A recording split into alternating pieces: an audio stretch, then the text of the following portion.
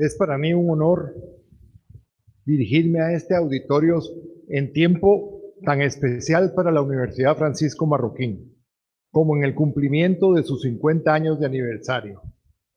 Ello significa 50 años de esfuerzo y ganas de hablar sobre la libertad, enseñarla y defenderla.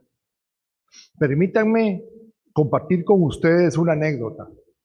En 1959, un grupo de 7 empresarios fundaron el Centro de Estudios Económicos Sociales en Guatemala, siendo uno de los primeros think tanks a nivel latinoamericano.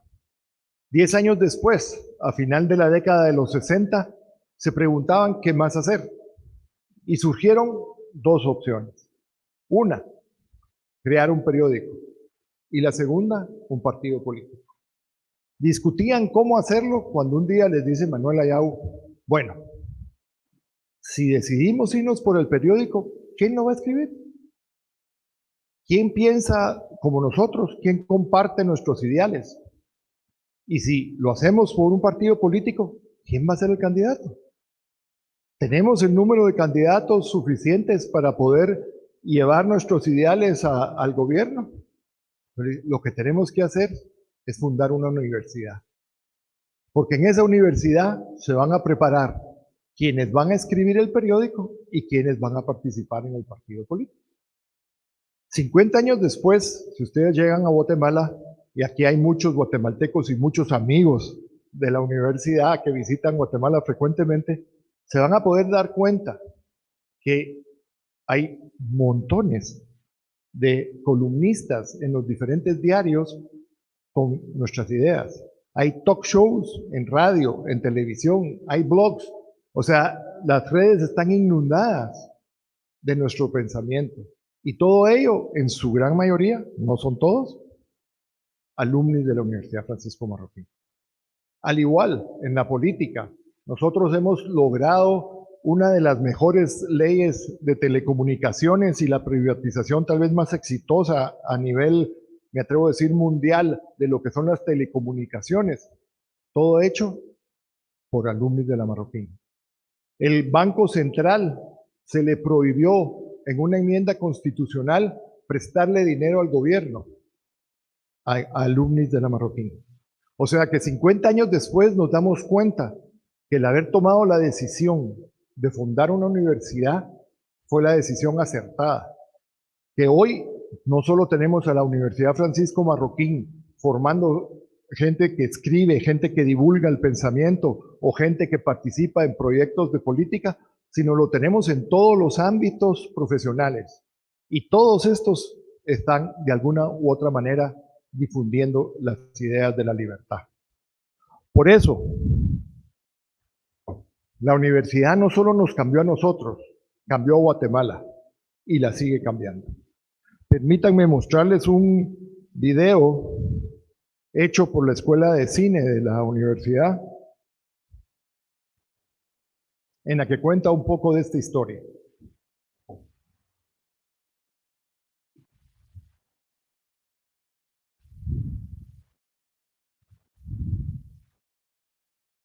Se ensombrecían con el surgimiento de un nuevo régimen totalitario, el socialismo. Sobre Guatemala se ceñía una tormenta. La educación pública, bajo el control del gobierno, estaba plagada de discursos socializantes. Era necesario buscar una nueva ruta hacia la libertad y la creatividad.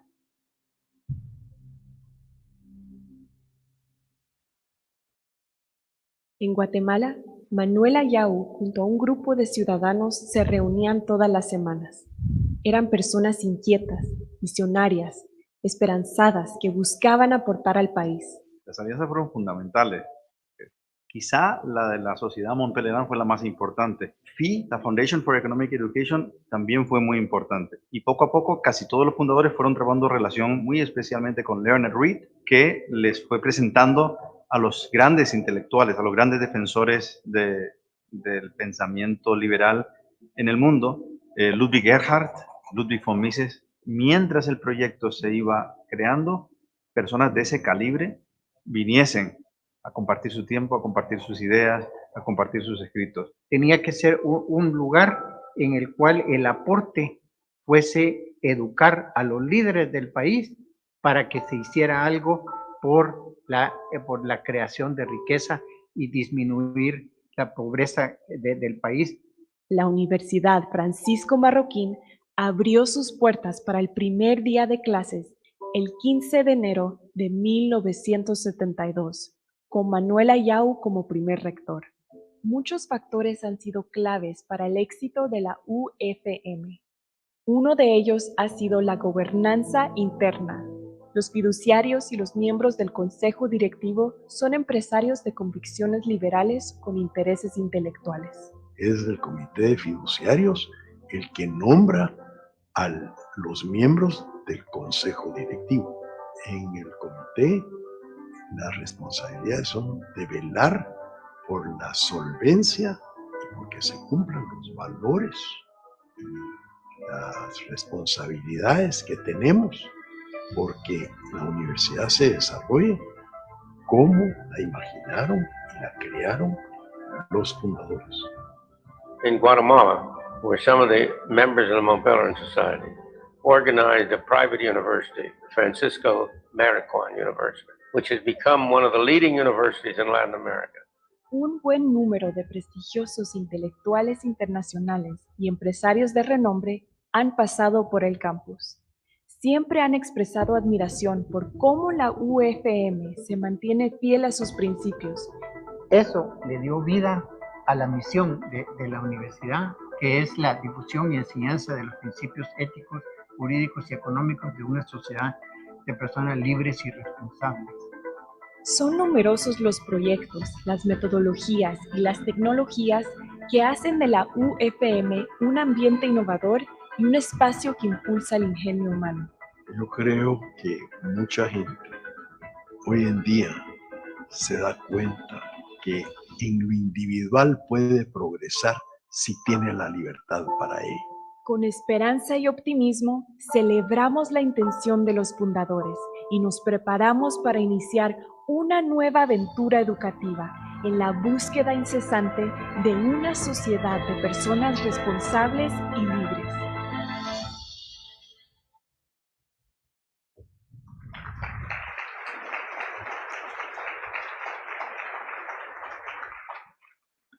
Gracias.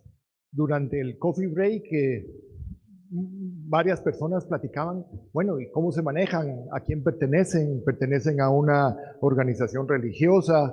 ¿Reciben fondos del gobierno? ¿Cómo se administran? ¿Cuáles son sus fuentes? Y les voy a contar un poquito de eso.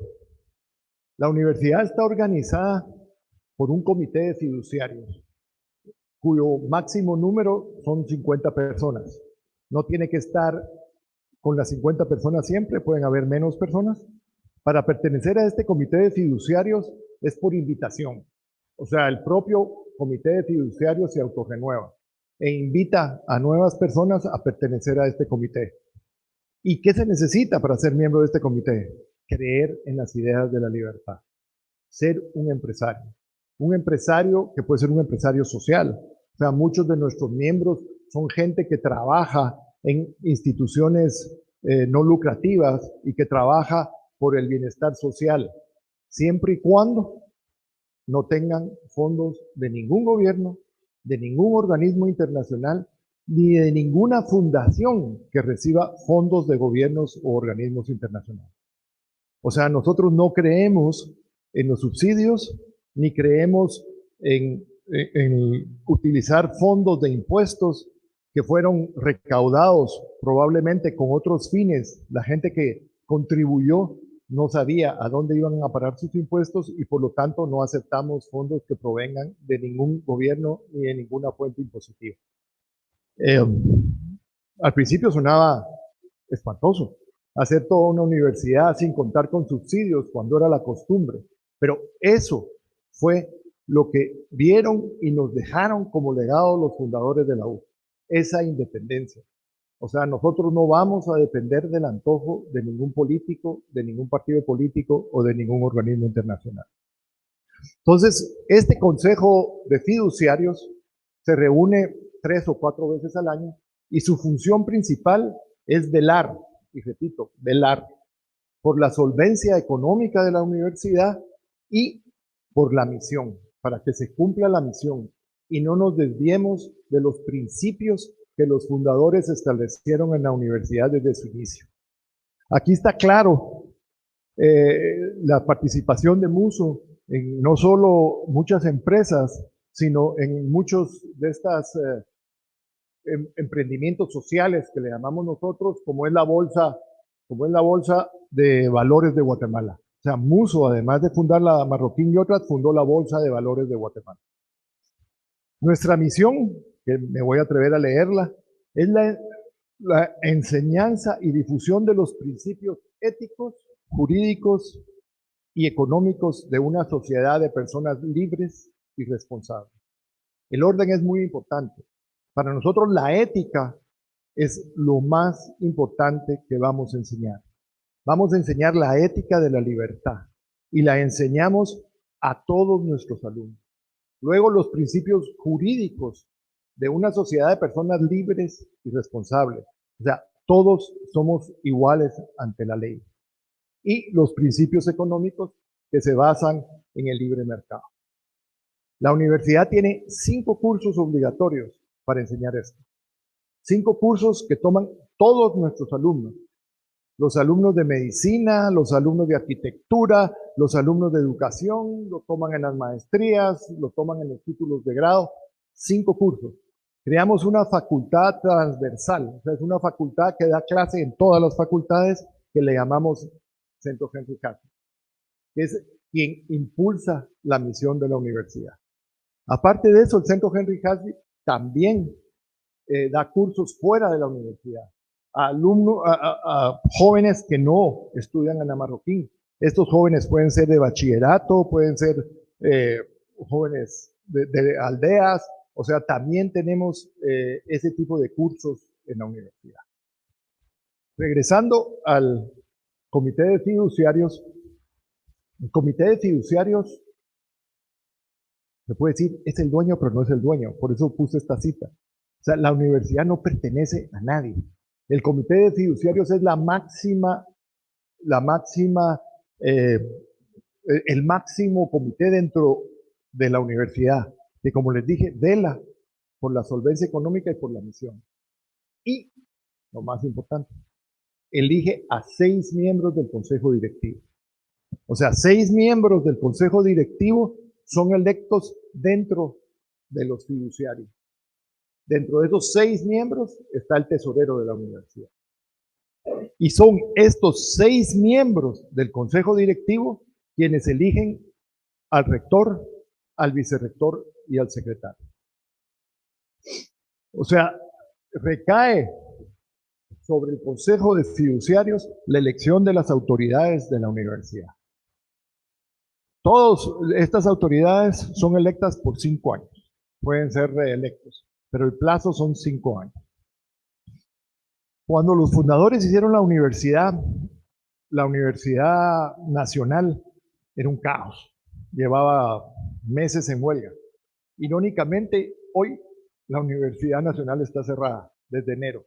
Están luchando para ver a quién nombran rector y hay una pugna entre alumnos, profesores y demás y llevan 7 meses sin dar clases. O sea, se repite. 50 años después estamos en una situación similar a la que cuando se fundó la universidad. ¿Qué pasó y qué provocó estas huelgas de la Universidad Nacional y esta falta de ética en la Universidad Nacional? Provocó que muchos profesionales que daban clase en la Universidad Nacional se acercaran a la Universidad Francisco Marroquín. La Universidad Francisco Marroquín se fundó con 2 facultades, Derecho y Economía. Luego se agregó una tercera que pocos creen cuál fue Teología. ¿Y por qué se agregó Teología? Y aquí hay otra anécdota curiosa de las que suceden en la Marroquín. Se acercó un sacerdote salesiano a hablar con Mus, que estaba por abrir la universidad, todavía no la había abierto. La universidad fue aprobada en agosto del 71 y abrió sus puertas en enero del 72. en esos meses se acercó este sacerdote salesiano que había oído que se había aprobado la universidad para pedirle si podía fundar una escuela de teología. Y le dije, ¿por qué viene a mí? Si ahí está la Universidad Católica, que es la Universidad Jesuita. Y le dice exactamente por eso, porque los jesuitas no le quieren dar clase a los salesianos. Entonces tenemos una pugna entre jesuitas y salesianos y nosotros tenemos el mayor número de aspirantes a sacerdotes en Guatemala y no hay quienes de clase. Entonces le dice Musso, bueno, con mucho gusto, con dos condiciones. Una, usted trae el pan. Eso quiere decir que yo no le voy a dar ni un centavo. Usted tiene que buscar cómo financiar su escuela. Y dos, que va a tener que tomar estos cursos obligatorios, que son los cursos que hablamos de la misión. Y le dice, ¿y cuáles son estos cursos? Pues estos cursos es el de ética, el de filosofía de Mises. Dice el sacerdote, ¿filosofía de quién? De Mises. Ah, este es un alemán que dio clases en NYU, le dice el sacerdote, muy extrañado, le dice, sí. Ah, nosotros tenemos un hermano salesiano que es doctor en economía por NYU, le dice, que actualmente está en El Salvador a cargo de la escuela de niños, o sea, de párvulos, de la escuela salesiana de párvulos. ¿Cómo sí? Sí, él es doctor en economía y él dice que tomó clases con ese señor que usted menciona. Entonces le dice Musso, bueno, lo quiero conocer, tráigalo a Guatemala. Y llega y así aparece y se incorpora a la Universidad Jouke Kaysen.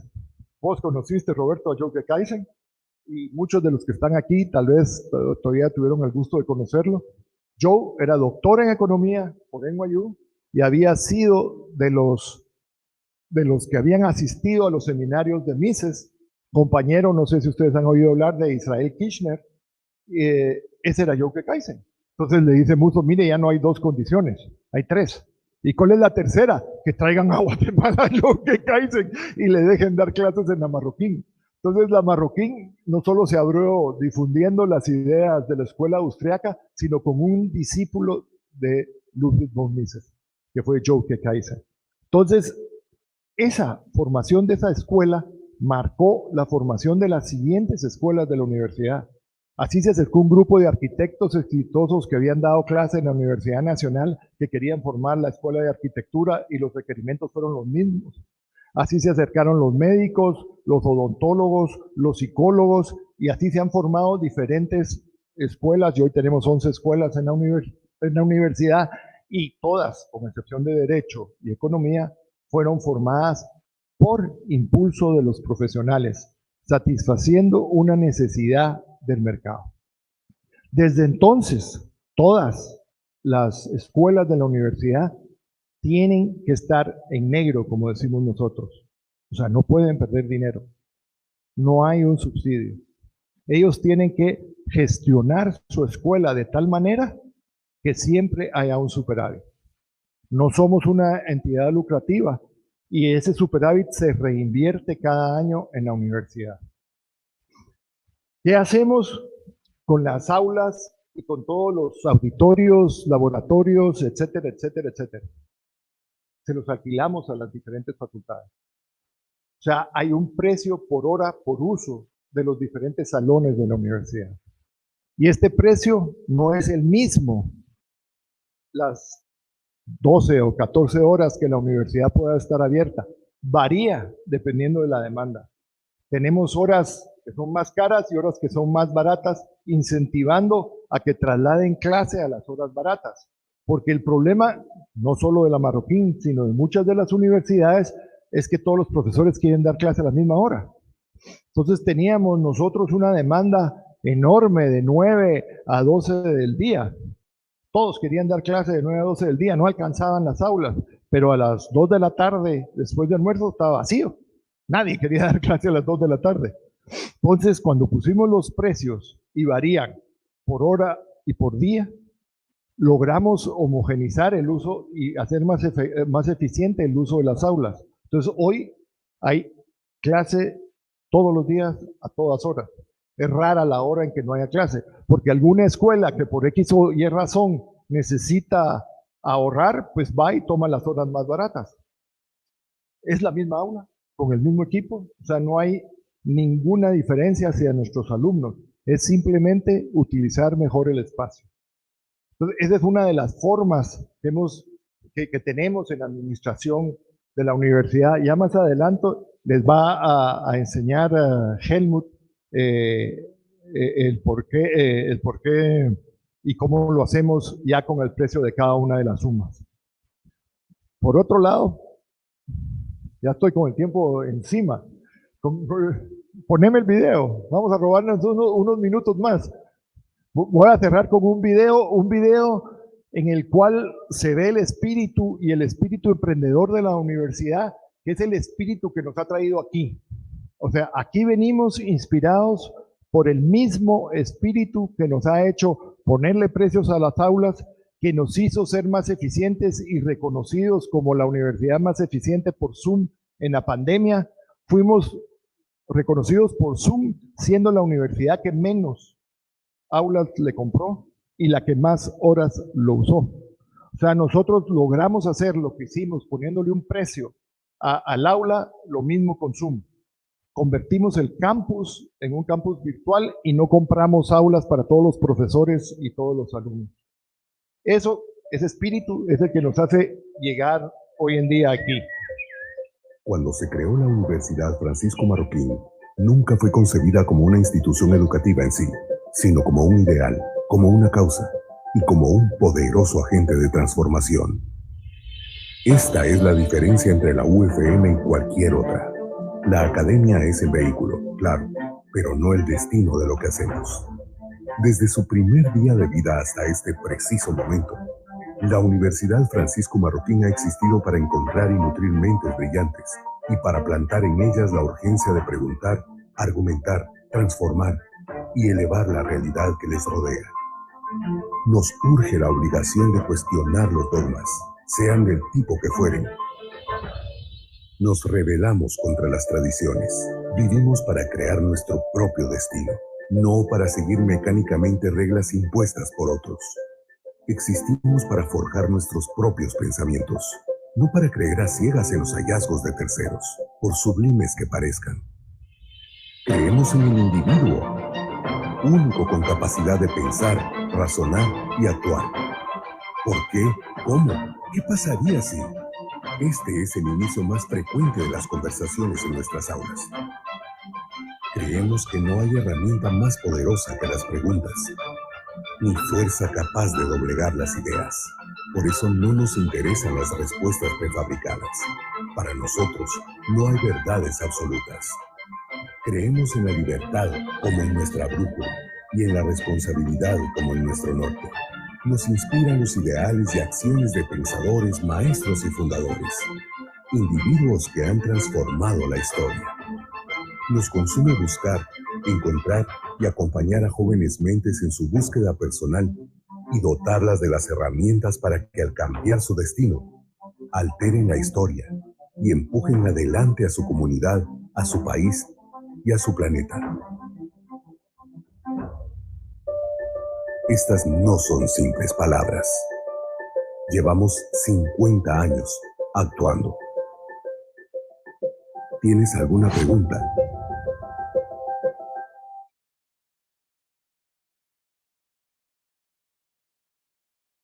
Muy buenas tardes. Yo les voy a presentar un poco la estrategia financiera y el modelo de negocios de la UFM, que básicamente es una consistencia y una consecuencia precisamente de la misión que explicaba Ricardo. Aquí pueden ver algunos indicadores financieros. En la parte de activos tenemos 166 millones de dólares en activos. La deuda son 26 millones y tenemos un fondo de inversiones, que es un fondo líquido, realmente casi toda la vista, que es más del 50% de la deuda. Este es un fondo de oportunidad, no es un endowment. También desde el inicio los fundadores establecieron que no íbamos a tener un endowment. Normalmente en las instituciones financieras, si ustedes tienen los grants de gobierno y el ingreso en el endowment puede ser 40-50% del ingreso operativo. En el caso nuestro no es así. Todas las cuotas de los alumnos tienen que cubrir la parte operativa de cada una de las unidades académicas. Esta es la parte del fondo que les comentaba. De los activos, el 83% es propiedad, planta y equipo. que estamos renovando continuamente. Probablemente una de las fortalezas es inversión en tecnología. Para que se den una idea, más o menos nuestro CAPEX es 2.4 veces la depreciación. Normalmente en entidades educativas es 1.3, 1.4. Entonces estamos en constante renovación de los activos de la universidad. En el tema de la deuda, tenemos un endeudamiento más o menos 50% de referentes de educaciones en varios países, empresas de educación privadas de varios países. Y la deuda, si lo ven por moneda, tenemos 70% en quetzales, 30% en dólares. Tenemos un programa permanente de calce de monedas. Tenemos una flexibilidad de poder manejar las monedas y calzamos incluso desde el presupuesto. Hoy por hoy, por ejemplo, los ingresos son 1.04 en dólares con respecto a los egresos en dólares. Entonces estamos calzando la moneda y empezamos a calzar a partir de 4 años también en euros porque tenemos un campus en Madrid. El comportamiento de los ingresos es probablemente una de las características de las instituciones financieras, que es sumamente estable. Les diría que eso es una particularidad. Son entidades que podrían soportar mucha deuda. Típicamente nosotros tenemos una deuda baja, incluso comparada con instituciones financieras. Los márgenes que nosotros tenemos a nivel de universidad son 8%, a nivel de unidades académicas es en promedio 15%. Aquí pueden ver un poco el comportamiento de los flujos, el tema de liquidez. Siempre estamos monitoreando el tema de flujos. Y como les decía, los márgenes a nivel de unidad académica, como cargamos todo el costo de capital, como decía Ricardo, las unidades pagan los salones, hay un tema de leasing para todo el equipo de las universidades a precios de mercado. Básicamente el margen neto de las unidades académicas es una utilidad económica. Sería como un spread ROI-WACC y está en promedio un 15%, y los planes a 3-5 años es subir a 20%. Esta es una proyección de flujos que hemos estado haciendo. Nosotros controlamos mucho el crecimiento de ingresos. En educación los crecimientos son bastante bajos. En el caso nuestro es 4%, pero es el doble de la industria.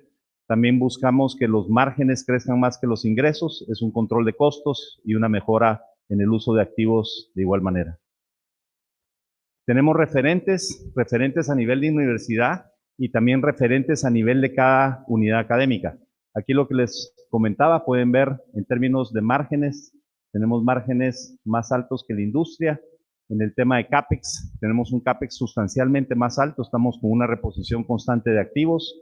En la parte de la rentabilidad, es una rentabilidad similar, pero tenemos un nivel de deuda a la mitad. Y también pueden ver la composición de activos es atípicamente alta comparado con entidades educativas. Como les comentaba, son 83% del total de activos es propiedad, planta y equipo.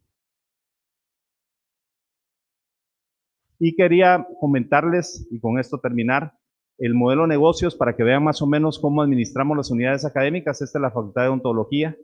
El modelo es un servicio de clínicas a la población con un precio más bajo de lo que podría ser un precio acorde al equipo que tenemos. Entonces tenemos un flujo de pacientes bastante fuerte. Eso lo valoran los estudiantes porque pueden hacer muchas prácticas. Tenemos asociación con odontólogos en Guatemala que usan el equipo, uno de los mejores equipos de la región, y esto dicho por NYU, la Facultad de Odontología en NYU considerada la mejor del mundo. Y entonces tenemos como un sistema donde tenemos acceso a pacientes, eso lo valoran los estudiantes, un buen equipo lo valoran los odontólogos, que son los profesores, y alianzas internacionales. En el caso de NYU, tenemos grupos de estudiantes de posgrado de NYU, particularmente estudiantes asiáticos que toman clases en NYU.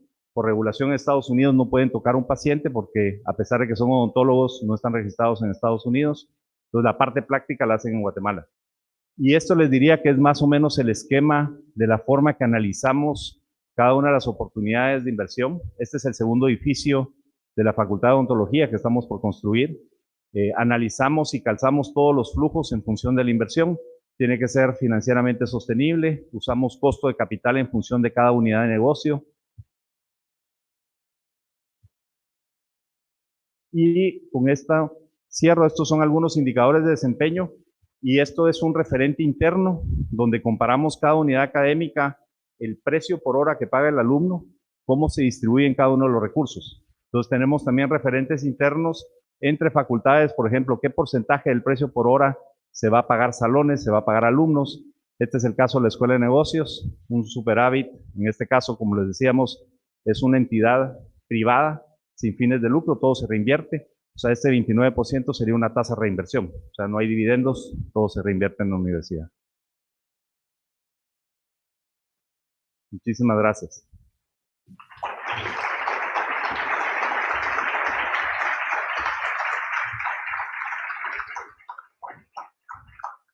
Y para la moderación nos acompaña el señor Roberto Brenes, vicepresidente y director de la Junta Directiva de Latinex Holdings. Recuerden que pueden interactuar con nosotros utilizando el código QR y la plataforma slido.com.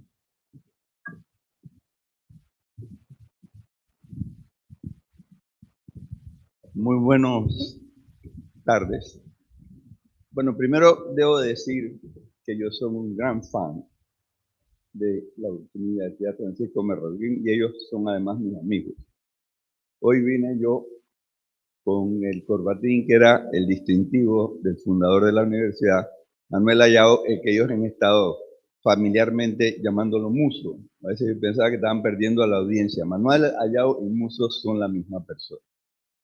Entonces, la universidad, aparte de, creo que ha sido impresionante, viene a Panamá a explorar la posibilidad de hacer una emisión en la bolsa y entiendo que son 25 millones de dólares, ¿no? De 100 millones.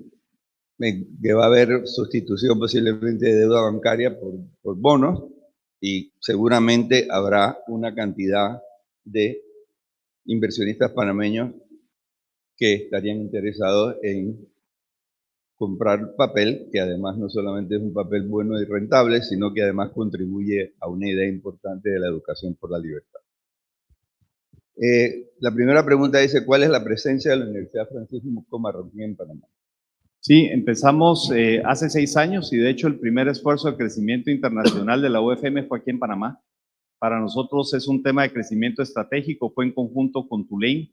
Nosotros estábamos buscando tener por primera vez un hub fuera de la universidad, fuera de Guatemala, Tulane también, y coincidimos en el análisis de que Panamá era el lugar propicio para todo esto. En el caso de Tulane, la red de graduados más grande de Tulane después de Estados Unidos está en Panamá.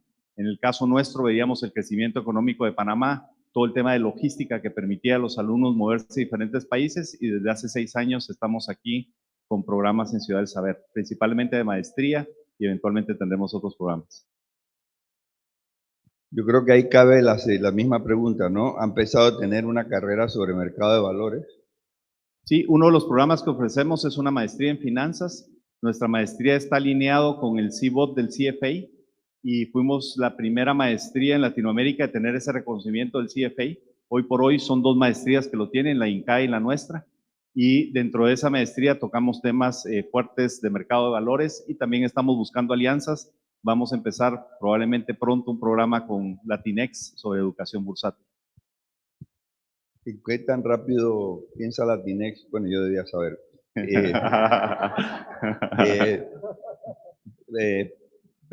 Pensamos tener ese programa relativamente pronto. Ahora, aquí tienen, como dijiste, que tú calzabas las divisas, preguntan que qué tipo de hedge usas contra la devaluación. No es una cobertura financiera porque lo que hacemos es calce de ingresos y gastos. Les diría que en el caso de Guatemala tenemos una particularidad que es una moneda muy estable. Yo creería que en parte es por lo que comentaba Ricardo de esta independencia del Banco Central del gobierno, que no puede dar préstamos. También un tema de remesas. Remesas están creciendo al 30% anual en los últimos 3 años.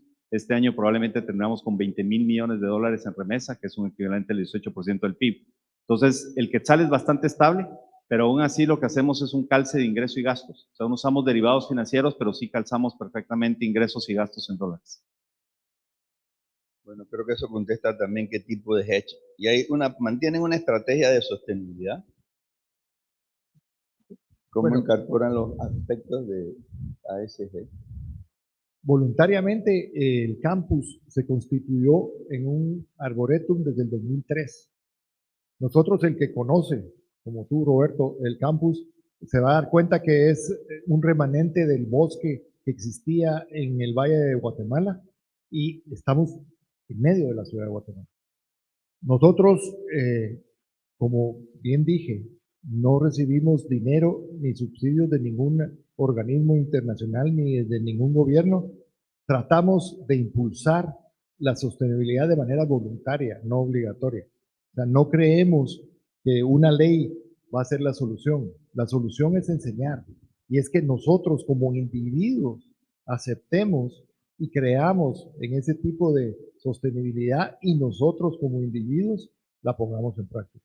Y como ejemplo tenemos el Arboretum, pueden entrar a la página de la universidad y ver el Arboretum y ver todo lo que hacemos referente a la de manera voluntaria, repito. Además, yo voy a agregar, cuando ellos les donaron ese terreno, realmente era un hueco que había casi en medio de Guatemala. Y bueno, era lo que le daban y era lo que han hecho, yo que la conozco por muchos años, han hecho un verdadero esfuerzo que sería el orgullo de cualquier programa de sostenibilidad. ¿Qué beneficios ven en hacer una emisión de bonos contra mantener deuda bancaria? Sí, yo creo que deuda bancaria es parte de la estructura de financiamiento de toda empresa, pero creo que tiene que ser complementado principalmente para temas de crecimiento con financiamientos que ofrecen mercados de capital. En el caso de Guatemala, lastimosamente no tenemos un mercado de capitales tan desarrollado como ustedes tienen acá, y esa es parte de por qué venir aquí a Panamá.